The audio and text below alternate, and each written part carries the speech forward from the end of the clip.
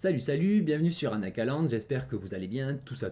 On se retrouve aujourd'hui pour parler de ce nouveau trailer de Alien Earth qui est enfin sorti, parce que j'avoue que ça faisait un moment qu'on attendait d'avoir de vraies nouvelles, même si on avait déjà eu un tout petit teaser de 30 secondes il y a à peu près un mois, donc c'était déjà pas mal. Et surtout, ça faisait longtemps qu'on n'avait pas parlé de Alien sur la chaîne, je sais qu'on est très nombreux à être fans de cette franchise, ou au moins à l'avoir été avant pour certains. Et du coup, je me suis dit que c'était l'occasion, je sais que ça fait déjà 2-3 jours qu'elle est sortie, j'ai pas eu le temps d'en occuper avant, mais voilà, on va pouvoir regarder rapidement tout ça et puis débriefer un petit peu. Et surtout, le premier teaser qu'on avait vu, et notamment 2-3 articles que j'avais lus dans lesquels ils expliquaient un petit peu le pitch très rapidement de la série, ça m'avait donné quelques idées de théories, notamment par rapport à un lien avec les films précédents, tout ça. Donc je vous en parle évidemment dans cette vidéo. Puis évidemment, avant de commencer, un abonnement si ce n'est pas déjà fait. On a enfin passé le cap des 4800, donc il nous en reste plus beaucoup pour d'ici la fin du mois atteindre le cap des 5000. Et peut-être même, comme je disais dans la vidéo de ce vendredi, le dernier cultissime, que je vous mets juste ici d'ailleurs,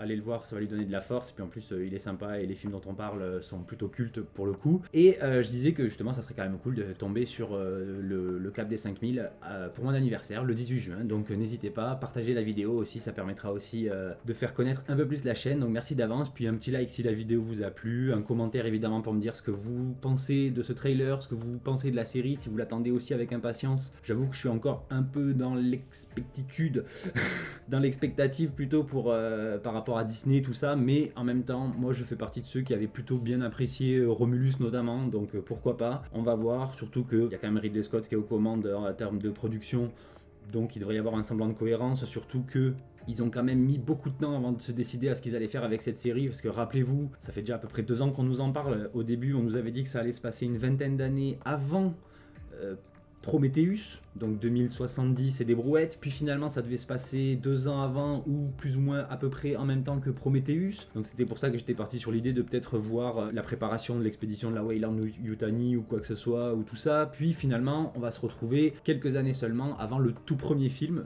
donc Alien avec Ripley, tout ça, donc en 2127, truc comme ça. Et aussi, on a eu quand même pas mal de news qui ont évolué là-dessus. J'en parle vite fait maintenant parce que ça va permettre aussi de quand même mettre en contexte par rapport à la série. C'est qu'à la base, ils avaient annoncé qu'ils étaient pas très chauds à l'idée de faire un lien avec les autres films. Puis finalement, si. Donc, on a quand même eu la confirmation que ce serait lié notamment à ce qu'il y a pu avoir dans Prometheus, Covenant, même Romulus et puis les autres films, évidemment. Donc, il va quand même y avoir une certaine cohérence, d'où plus ou moins la théorie que dont je vais vous parler en deuxième partie de vidéo. Et il y a aussi eu des news qui confortent encore plus, je trouve, cette théorie par rapport à notamment l'implication de Ridley Scott et autres dans l'univers d'Alien. Donc voilà, on parle de tout ça dès qu'on a regardé ce trailer. Et c'est parti. Alors 2120, voilà, c'est ça, quelques années avant. Elle est prête. Tu vas devenir la première personne à échanger son corps humain contre un synthétique. Voilà, donc ça c'est ce qu'on nous avait teasé, du fait que on allait avoir plusieurs factions entre guillemets entre les humains, les cyborgs, androïdes, tout ça, donc synthétiques, et là une espèce de nouvelle espèce hybride qui donc serait des esprits humains, des âmes humaines dans un corps synthétique, immortel et compagnie. Donc le pitch va tourner autour de ça puisqu'on va être dans la ville apparemment d'où ils sont originaires. Parce que je suis pas comme les autres. Exactement. Tu es une fille. Vraiment.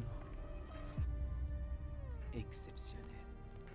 Voilà, donc déjà c'est quand même un peu bizarre, on la met dans un corps d'une femme mature, certes l'androïde ne va pas vieillir, mais c'est quand même une petite fille apparemment, et on a un personnage qui j'espère ne sera pas sexualisé, en tout cas pas au début, voilà, parce que dans sa tête, certes elle aura toujours 12 ou 14 ans, j'en sais rien, alors qu'elle est dans un corps de femme adulte.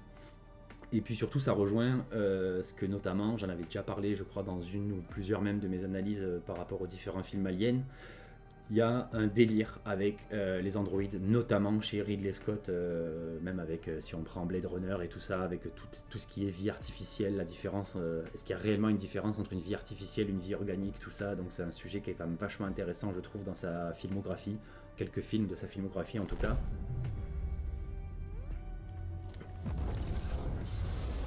Voilà, et donc là il y a le fameux vaisseau de la Weyland qui se crache sur la ville donc de Prodigy, et qui va du coup enclencher toute l'intrigue de... Donc ça c'est plus ou moins ce qu'on avait lu dans les divers articles qui parlaient déjà du pitch de la série avant que le trailer ne sorte. Nous venons de voir un vaisseau s'écraser. Je veux ce qu'il y a dans ce vaisseau spatial. On peut s'en charger. On est rapide, on est fort et on est incassable. Voilà, donc là on a quand même ce côté... Donc elle est Mimi, elle a l'air assez badass, on a toujours le même style. Ça c'est cool, je trouve que ça crée une certaine cohérence entre guillemets dans l'univers, c'est qu'on a toujours un peu le même profil entre guillemets en termes de rôles principaux. Femme voilà, féminine mais pas non plus cliché, cheveux courts, bruns, badass mais au premier abord on n'en a pas forcément l'impression. Après il faut pas oublier que c'est une gamine de je sais pas quel âge, 12 ou 14 ans qui est dans ce corps là, donc on a quand même aussi ce côté un peu naïf, elle veut se montrer utile, probablement qu'elle est reconnaissante aussi de cette nouvelle vie qu'on lui a donnée, elle est passée d'une vie d'enfant malade à une vie de cyborg, presque de super-héroïne presque, j'imagine, elle doit avoir des compétences, comme elle dit, on est incassable, on est machin. Et on a évidemment toujours cette figure du méga riche FDP, voilà, avec lui là, espèce de jeune playboy, une espèce de Zuckerberg du futur, qui voilà, veut juste, il a du fric, il a du pouvoir et il veut qu'on fasse ce qu'il veut, peu importe les coûts, peu importe les risques, il a envie d'avoir ce qu'il veut, c'est un capricieux, c'est un petit enfant roi. On peut s'en charger. On est rapide, on est fort et on est incassable.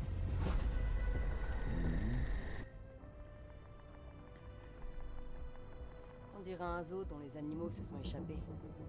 Ce vaisseau. C'est propre et tout, c'est peut-être un peu moins sombre, mais je trouve qu'il y a quand même... on est dans du Alien, entre guillemets, il y a ce côté un peu... j'espère en tout cas angoissant, on sera pas trop dans du tout public, là il y a marqué justement contrôle parental, donc on sera au moins sur un moins de 12, moins de 16 ans, ce serait bien, avoir un truc un peu gore, vraiment comme à l'époque, comme dans les films. Donc on voit qu'il y a quand même une ambiance, puis c'est très propre, franchement la production design pour l'instant elle a l'air vraiment, vraiment de bonne qualité. Prélever 5 formes de vie différentes, issues des profondeurs les plus sombres de l'univers.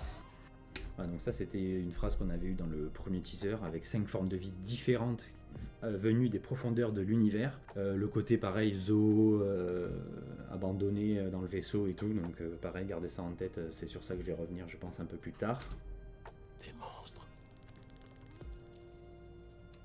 Et en même temps je vous tease alors que vous avez probablement vu la miniature sur laquelle j'ai à moitié déjà balancé la moitié de ma théorie sur la miniature. Donc voilà, vous savez déjà où on va en venir.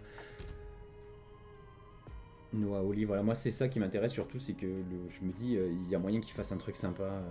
Et puis ce son, voilà, merci, ne serait-ce que ce lien cohérent.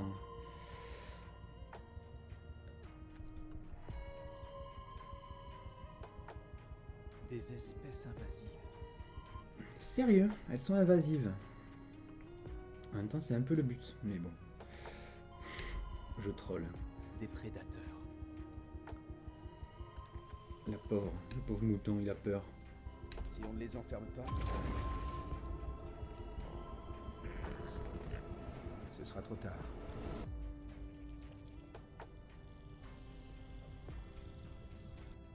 J'aime bien le cast aussi, il fait un peu random sans l'être vraiment. Et je pense que pour le coup ça va être un cast de qualité, parce que sinon, pourquoi avoir choisi un peu ces acteurs pas forcément connus comme... Après il y a lui évidemment qui... Il est où? Tantapoulpe, ça va être pour les fans d'animés particuliers japonais. Ouais, voilà, il y a lui qui est connu et tout, mais c'est vrai qu'on n'a pas non plus un casting ultra...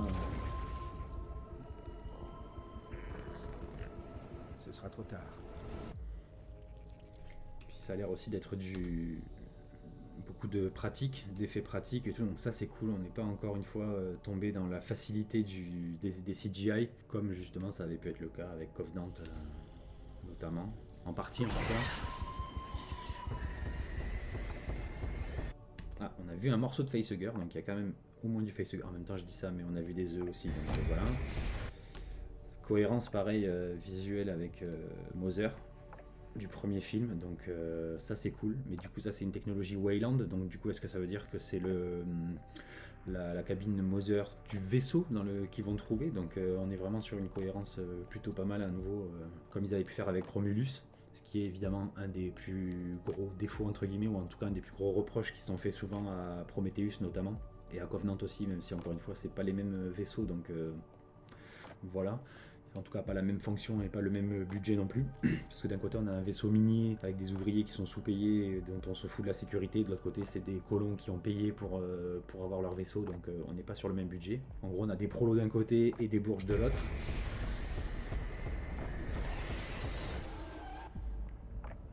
Ok.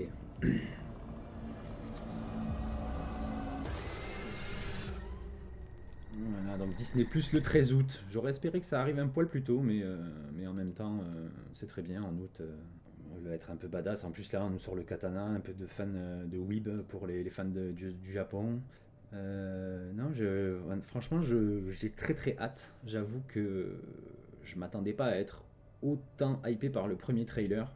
Je trouve que c'est propre. Que ce soit la lumière, l'image, le casting a l'air à la fois pas ultra bankable, connu, donc ça veut dire qu'ils ont pas mis toute la thune dans le casting, parce que c'est vrai que c'est souvent un truc qui est un peu qui pêche malheureusement, parce que certes les acteurs sont bankable, ils font venir le public, mais est-ce que vraiment c'est eux qui font le succès du film? Non, pour moi c'est clairement pas le cas. Après certes on a des très grands acteurs très connus, donc là c'est banco, mais c'est pas toujours le cas, et là on a vraiment voilà, on a l'extérieur qui est plutôt sympa, ambiance voilà, donc on est toujours dans un peu voilà, technologie aussi futuriste et tout, très joli avec des beaux panoramas, évidemment des soldats qui vont tirer partout sauf sur leur cible. On a plusieurs créatures du coup là. Ça ressemble vite fait à un truc qu'on aura pu voir dans les précédents films de la saga, mais pas tout à fait. Ça ressemble un peu au machin dont ils avaient sorti les espèces de récipients en verre qui étaient dans les récipients qui contenaient la matière noire et tout ça. Est-ce qu'il y aura un lien toujours avec la matière noire aussi qui sera fait comme on avait pu le faire avec Romulus? Et là, on voit clairement qu'on n'est pas du tout sur le même type de créature. Hein. On est sur une espèce de méduse, on dirait presque une ultra chimère pour ceux qui ont la ref Pokémon. On dirait un petit zéroïde, en plus dégueu probablement. Donc là, on voit bien, il y a une espèce de créature, on ne sait pas trop ce que c'est, un blob. Et là, on a un œuf de facehugger. Donc voilà, encore un design légèrement différent. Donc décidément, les facehuggers, les œufs sont différents, même si au final le produit fini ça reste le... Donc là on a probablement notre tentapoulpe zéroïde qui va sortir. Je pense que ça va rester ça, pour ceux qui verront les reviews. Je pense que je vais continuer à l'appeler zéroïde un moment. Ça du coup c'est pas un œuf de facehugger, c'est un autre type d'œuf, donc ça j'ai hâte de voir. Et ça c'est cool pour le coup de détendre encore une fois l'univers. Pour ceux qui ont déjà vu ma vidéo, qui est d'ailleurs une des vidéos qui a fait le plus de vues sur la chaîne, et qui pourtant n'est pas forcément ma préférée, mais sur Prometheus et Covenant, vous êtes nombreux à avoir compris, mais il y en a encore qui n'ont toujours pas compris que quand je parle des qualités, notamment de Covenant, c'est pas la qualité du film. Je suis moi-même conscient que le film est mauvais en termes d'écriture, même en termes de CGI et tout, mais moi ce qui m'intéresse vraiment, c'est ce qui a été développé en termes de lore dans ce film-là. Ça a permis vraiment d'étendre un petit peu la compréhension qu'on pouvait avoir, que ce soit des ingénieurs, même si on n'a pas vraiment en réalité eu d'informations sur les ingénieurs, tout ça, mais par contre sur un peu le processus d'évolution des xénomorphes et compagnie. Et puis Prometheus, pour moi, c'est un excellent film. Certes, il y a des incohérences en termes d'écriture au niveau des personnages qui sont un peu débiles, mais en même temps, quel film d'horreur n'a pas de personnages débiles? Voilà, rien que... Justement, dans la vidéo la précédente, je parlais de 28 semaines plus tard. Et dans 28 semaines plus tard, ils ont tous, ils prennent tous la mauvaise décision. À chaque fois, ils ont le choix entre la bonne et la mauvaise. Ils prennent toujours la mauvaise parce que c'est ce qui fait avancer le scénario, c'est ce qui fait avancer l'intrigue et tout ça. Donc, pour moi, c'est pas forcément, ça me dérange pas. C'est des gros bouffons qui ont passé leur vie dans un laboratoire et qui d'un coup se retrouvent dans une expédition top secrète payée par Monsieur Weyland pour aller explorer une planète inconnue. Et au final, il y a que le personnage de Noomi Rapace qui, elle, a un cerveau. Et David évidemment, mais bon lui c'est un android donc il triche, et donc voilà, mais pour moi mais visuellement et tout, on est vraiment, je trouve, dans le respect de l'œuvre de Giger, même d'Obanon et tout, donc pour moi il n'y a pas de trahison, et encore une fois, on n'a pas, à aucun moment ils disent que c'est comme ça que le xénomorphe a existé, c'est comme ça qu'il a recréé le xénomorphe et tout, donc pourquoi pas. Et du coup ça m'amène à un petit peu ma petite théorie, parce que c'est ce qu'on avait pu, donc là effectivement on a Xenomorph classique, hein, franchement comme on les a vus à chaque fois quasiment. Alors elle a carrément hameçonné un Xenomorph, j'ai très hâte de voir cette scène, elle va se faire fondre le pied quand la langue va s'arracher, ça va nous faire un peu comme dans Alien vs Predator là, donc pourquoi pas.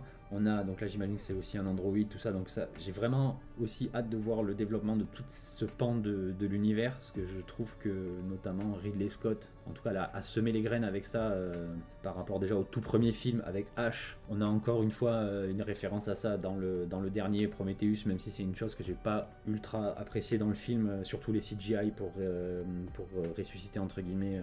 Mais par contre, même avec David, surtout, on a eu, et même Walter, on a eu énormément à chaque fois cette question de l'intelligence artificielle, de la limite entre vie artificielle, vie biologique, qu'est-ce qui fait qu'on est réellement vivant.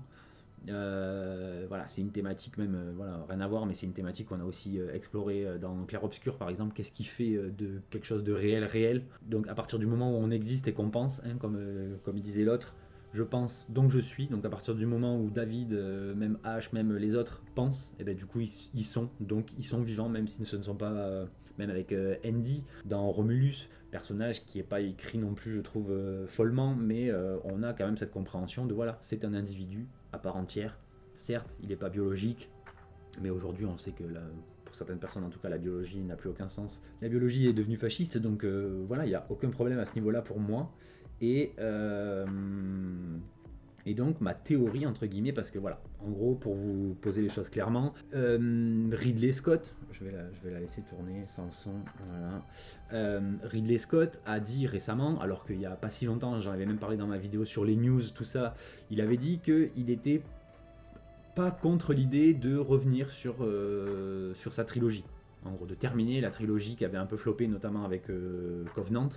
Prometheus avait bien marché, mais Covenant c'était quand même un flop commercial, enfin en tout cas pas suffisamment un succès par rapport au budget et tout ça. Mais il avait dit qu'il n'était pas contre l'idée de clôturer tout ça. Donc évidemment, moi je faisais partie de ceux qui étaient hypés entre guillemets, en tout cas qui voulaient des réponses, ne serait-ce que qu'est-ce qu'il a fait David, est-ce qu'il a réussi à trouver enfin les ingénieurs ou quoi que ce soit. Donc j'avoue que j'étais finalement là, on a eu l'information comme quoi c'était pas le cas. Il était plus dans l'optique de, certes, il reste producteur sur Alien Earth, il reste producteur sur la suite de Romulus, qui apparemment va aussi déjà arriver, puisqu'ils ont annoncé que le tournage allait bientôt commencer.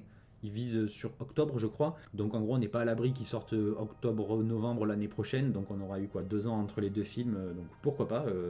Ils avaient déjà bien maturé le truc au final, même s'ils nous laissaient entendre que c'était pas encore... Ils attendaient d'avoir la bonne idée. Bon, finalement, apparemment, ils l'avaient, ou en tout cas, ils l'ont eu entre-temps.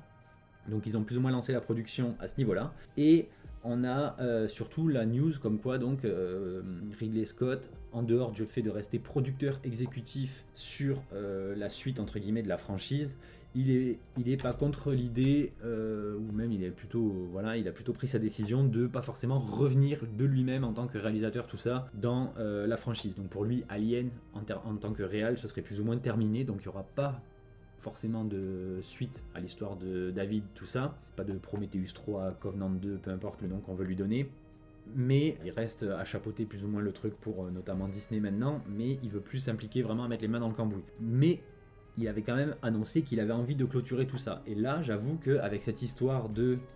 c'est au tout début, avec cette histoire de vaisseau déjà qui s'écrase, moi je me dis, est-ce que en vrai ce serait pas... Bon alors non, ça ressemble pas, mais voilà, mais est-ce que ce serait pas un vaisseau, soit carrément, mais ça j'y crois pas trop, le Covenant, tout simplement, soit un vaisseau relié au Covenant ou d'une autre base, ou un vaisseau de récupération qui serait allé récupérer un truc sur des épaves par rapport au Covenant ou quoi que ce soit. Mais du coup, est-ce que en fait ces créatures qu'on va découvrir, ce serait pas diverses expériences faites par David, avec justement des espèces qu'il aurait découvert au fil de son voyage, et avec tous les 2000 colons qu'il avait dans le Covenant, et qu'il se serait pas amusé en fait à créer des espèces d'hybrides avec justement la matière noire. Donc il y aurait certes des xénomorphes tels qu'on les connaît, mais il y aurait aussi d'autres créatures créées à partir d'autres formes de vie, tout ça. Et ce serait pas peut-être un moyen justement avec la série de clôturer le bail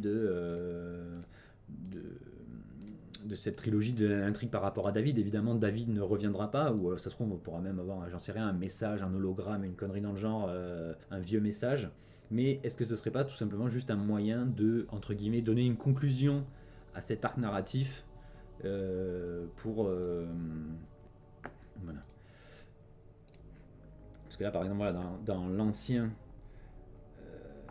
truc, on voit que c'est bien la Weyland-Yutani, on voit bien qu'il y a plusieurs types d'espèces qui sont vraiment numérotées, catégorisées, comme si vraiment elles étaient littéralement dans un zoo, ce genre de choses. Et du coup, je me dis, est-ce que, en fait, ce serait pas juste ce vaisseau-là de la Weyland qui aurait récupéré, j'en sais rien, avec un transpondeur, un truc comme ça, une balise de détresse, comme il l'a déjà fait ou quoi, ils auraient trouvé l'endroit où David avait fait ses expériences, peut-être même le Covenant, et ils auraient récupéré du coup certains spécimens. Et en revenant, du coup, ils se font défoncer par le xénomorphe et tout, et le vaisseau se crache, pas dans la bonne ville en tout cas. Et donc, les secrets de la Weyland-Yutani se retrouvent chez Prodigy, donc chez les hybrides, tout ça. Et ça justifierait aussi, pour le coup, parce que ça c'est pareil, c'est un truc, on n'avait jamais eu vraiment de réponse, même si on s'en doutait, notamment avec ce qu'il y avait pu avoir dans Prometheus et tout, mais on n'avait jamais eu vraiment ce lien entre les deux. C'est qu'il y a forcément un moment où Weyland a eu connaissance du xénomorphe et possiblement de ces autres espèces pour pouvoir envoyer le Nostromo sur L264462, je sais plus le nom de la planète, mais en gros sur la planète où Ripley atterrit dans le premier film. Du coup, il y a forcément eu un lien. Et ben là, du coup, clairement, on a ce lien qui est fait. En plus, ils n'auront pas eu accès à leurs échantillons, à leurs spécimens, puisque ça tombe pas chez eux, et la Weyland n'aura assurément pas accès à tout ça dans la série, parce que sinon ça rend caduque absolument tous les autres films depuis, puisqu'on a eu le premier où ils ont envoyé le Nostromo pour récupérer, finalement Ripley elle a tout détruit, ensuite il renvoie Ripley là-bas pour récupérer en secret, parce qu'il y a l'autre aussi qui veut récupérer un spécimen, il n'y arrive pas. Ensuite on a le 3 où dans la prison ils viennent pour récupérer le spécimen, mais Ripley les en empêche en se sacrifiant, et le 4 où carrément ils l'ont cloné à partir de enfin des échantillons qu'ils ont, ils l'ont cloné pour récupérer la reine qui était dans son ventre, pour avoir l'échantillon d'ADN machin et tout.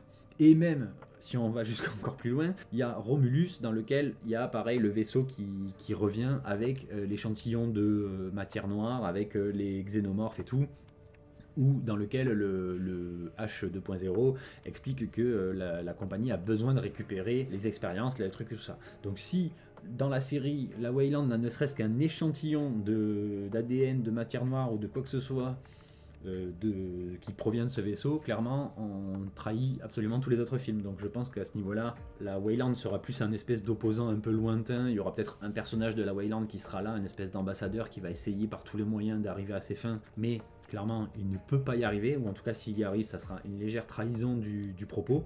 Mais donc voilà, je me dis, est-ce que ce serait pas aussi un moyen de faire un lien entre David, donc Prometheus, Covenant, et le reste de la saga via cette série, en faisant de ces donc 5 expériences, plus le xénomorphe, tout simplement des résultats d'expériences de David, ou en tout cas peut-être des échantillons qu'aurait récupéré David en essayant de s'en inspirer, peut-être pour aller plus loin encore dans ses expériences, peut-être qu'ils n'ont pas de lien tous avec la matière noire, que c'est juste des choses que David a trouvées sur différentes planètes, et il s'est dit tiens, créature dangereuse, on va garder un petit peu parce qu'on sait jamais si on peut croiser le xénomorphe avec Zéroïde, on va faire un xéroïde, ça sera peut-être un truc encore plus fort, encore plus badass et tout. Donc voilà, je me dis, est-ce qu'il n'y aurait pas tout simplement un lien, peut-être que ça se trouve dans le premier épisode, ils vont tomber sur un vieil enregistrement, sur une banque de données qu'il y a dans ce vaisseau, qui expliquerait vite fait la mission, genre on a trouvé le vaisseau Covenant, écrasé sur une planète, tout le monde était mort à l'intérieur de façon hyper horrible, atroce et tout, mais on a trouvé des échantillons de créatures, ça se trouve on entendra vite fait la voix de David qui lui-même fait un compte rendu, j'en sais rien, ou ça se trouve ils vont tomber sur David, ils vont le buter, ou même que David il s'est enfin fait tuer par ses propres créatures, il le mériterait en même temps. Donc voilà, je me dis, il y a peut-être moyen qu'il y ait quand même un lien qui soit fait entre David et le reste de ces créatures là sur Alien Earth. Donc pour le coup je suis très hypé, j'ai très hâte d'être au 13 août pour regarder ça.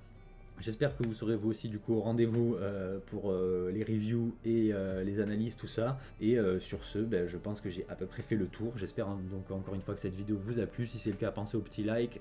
Abonnez-vous si ce n'est pas encore fait. Il serait temps en vrai de s'abonner. Et partagez évidemment la vidéo si vous avez des gens qui pourraient être intéressés par cette nouvelle série et par cette petite théorie nette, on va dire. Et sur ce, on se revoit très vite sur Anakaland.